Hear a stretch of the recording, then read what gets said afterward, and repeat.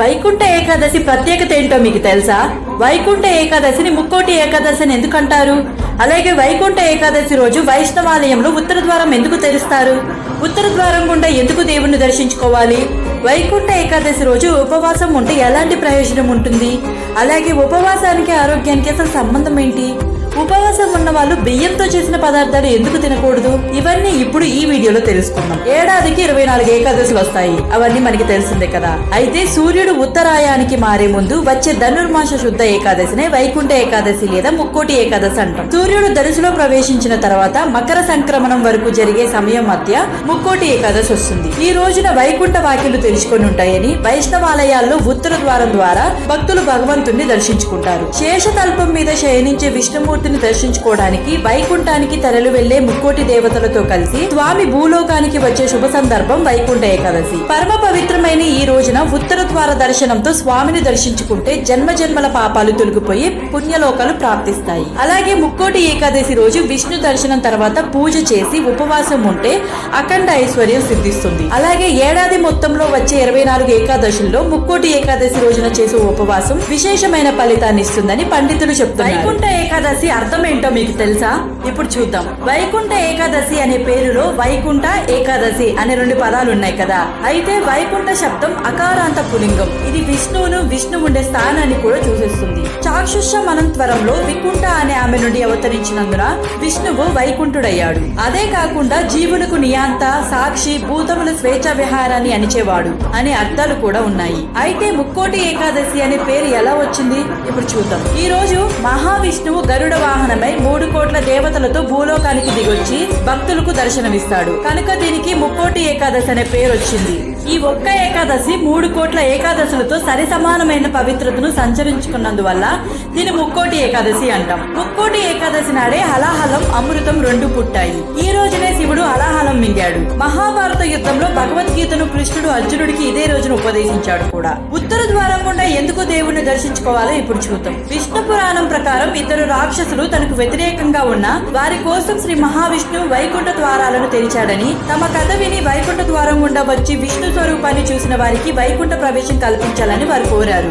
అందుచేతనే ఆ రోజును వైకుంఠ ద్వారాన్ని తలపించే విధంగా వైష్ణవాలయాల్లో ద్వారాలను ఏర్పాటు చేస్తారు. మామూలు రోజుల్లో దేవాలయాలు ఉత్తర ద్వారాలు మూసుంచుతారు. కానీ ఈ రోజు భక్తులు ఆ ఉత్తర ద్వారం గుండా వెళ్లి దర్శనం చేసుకుంటారు. తిరుపతిలో కూడా ఈ రోజును వైకుంఠ ద్వారం పేరిట ఉన్న ప్రత్యేక ద్వారాన్ని తెరిచుంచుతారు. ఏకాదశి రోజున ఉపవాసం ఉంటే ఫలితం ఏంటో మీకు తెలుసా? ఇప్పుడు చూద్దాం. పద్మపురాణం ప్రకారం విష్ణువు నుంచి ఉద్భవించిన శక్తి ముర అనే రాక్షసుని సంహరించిన రోజు కూడా వైకుంఠ ఏకాదశి రోజే. ముర అనే రాక్షసుని దురాగతాలు భరించలేక దేవతలు విష్ణు శరణు కోరగా ఆయన వారితో తలపడి వారిని సంహరించేందుకు ప్రత్యేక అస్త్రం కావాలని గ్రహించి బదరికాశ్రమంలోని హైమావతి గుహలోకి ప్రవేశించాడు. అక్కడ విశ్రమిస్తున్న విష్ణువును ముర సంహరించేందుకు ప్రయత్నించగా ఆయన నుంచి ఒక శక్తి ఉద్భవించి తన కంటి చూపుతో మురను కాల్చి అప్పుడు విష్ణువు సంతోషించి ఆమెకు ఏకాదశి అని పేరు పెట్టి వరం కోరుకోమని చెప్పాడు. ఆ రోజున ఉపవాసం ఉన్న వారి పాపాలను తొలగించాలని ఆమె కోరింది. వైకుంఠ ఏకాదశి రోజు ఉపవాసం ఉండే వాళ్ళు బియ్యంతో చేసిన పదార్థాలు ఎందుకు తినకూడదో మీకు తెలుసా? ధనుర్మాస శుక్ల ఏకాదశి రోజున ఉపవాసం ఉన్న వారికి వైకుంఠ ప్రాప్తి కలుగుతుందని విష్ణు వరం ఇచ్చాడు. అలాగే వైకుంఠ ఏకాదశి రోజు ముర బియ్యంలో దాక్కుంటాడని, అందుకే బియ్యంతో చేసిన ఏ పదార్థం తినకుండా ఉండాలని అంటారు. ఈ రోజున ఉపవాసం ఉంటే మిగతా 23 ఏకాదశులు ఉపవాసం ఉన్నట్టే అని విష్ణు పురాణం చెప్తోంది. ముర అంటే తామాసిక రాజసిక గుణాలకు ప్రతీక. వీటిని ఉపవాస జాగరణల ద్వారా జయిస్తే సత్వగుణం లభించి తద్వారా ముక్తికి మార్గం ఏర్పడుతుంది. వరాన్నంలో ముర నివాసం ఉంటాడు కనుక మందబుద్ధిని, ఇచ్చను, జాగరూకతను దెబ్బతీస్తాడని అంటారు.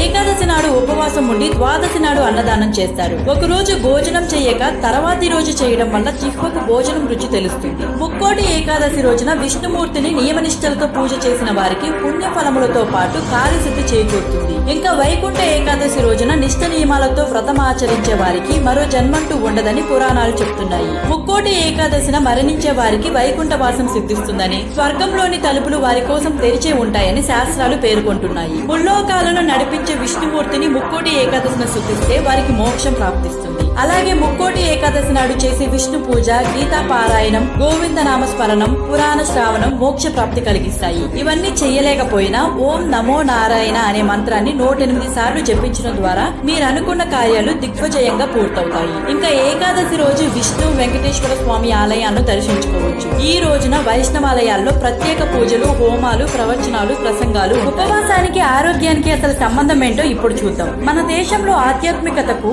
ఆరోగ్యానికి సన్నిహిత సంబంధం ఉంది. అదేంటంటే ముక్కోటి ఏకాదశి రోజున ముఖ్యమైనవి ఉపవాసం, జాగరణ, తర్వాత జపం, ధ్యానం. ఆ రోజు చంద్రుడు, సూర్యుడు, భూమి మధ్య ఉండే దూరం, సూర్యుడి నుంచి వచ్చే కిరణాలు మన జీర్ణక్రియ మీద ప్రభావం చూపుతాయని, అరుగుదల మందగిస్తుందని, అందువల్ల ప్రతి ఏకాదశి నాడు ఉపవాసం ఉండాలని అంటారు. ప్రధాన పర్వదినాల్లో వైకుంఠ ఏకాదశి లేదా ముక్కోటి ఏకాదశి చాలా ప్రముఖమైనది. వైకుంఠ ఏకాదశి నాడు భారతీయులు పాటించే నియమనిష్టలు అటు ఆధ్యాత్మికతను, చింతనను పెంపొందించడమే కాకుండా ఇటు ఆరోగ్యానికి కూడా ఉపకరిస్తాయి. వైకుంఠ ఏకాదశి రోజున చిత్తశుద్ధితో ఉపవాసం, జాగరణ, పూజాధికారాలు జరిపితే ఆ ఏడాదంతా మనశ్శాంతిగా, సమస్యలు లేకుండా ఆరోగ్యంగా, ఆనందంగా బతుకుతారని విశ్వసిస్తారు. మహావిష్ణువుకు నివాసమైన వైకుంఠం అంటే సాక్షాత్ స్వర్గమేనని, అయితే ఈ స్వర్గం మరణించిన తర్వాత కూడా భూలోకంలో జీవించి ఉండగానే అనుభవించే స్వర్గం అని పురాణాలు చెప్పాయి. వైకుంఠ ఏకాదశి రోజున మనం అసలు ఏం చేయాలి? వైకుంఠ ఏకాదశి రోజున దేశవ్యాప్తంగా కోట్లాది మంది భక్తులు, ఆధ్యాత్మికవేత్తలు, అస్తికులు సముద్రాల్లోనూ, పుణ్యనదుల్లోనూ పవిత్ర స్నానం ఆచరించడమే కాకుండా ఉపవాసాలు చేసి, జాగరణ ఉంటూ,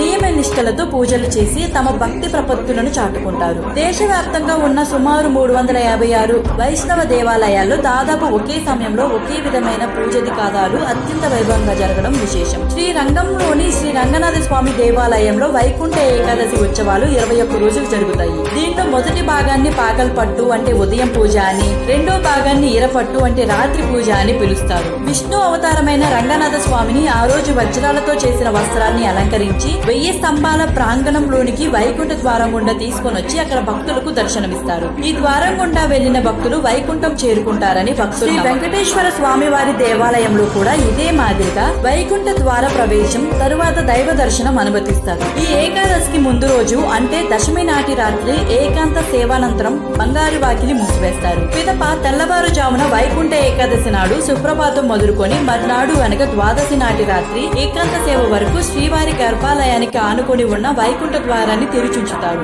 ఈ సమయంలో భక్తులు శ్రీవారి దర్శనం తర్వాత ముక్కోటి ప్రదక్షిణ మార్గంలో వెళ్తారు. ఈ కంటెంట్ మీకు నచ్చితే లైక్ చేసి షేర్ చేయండి. అలాగే సబ్స్క్రైబ్ చేసుకోండి.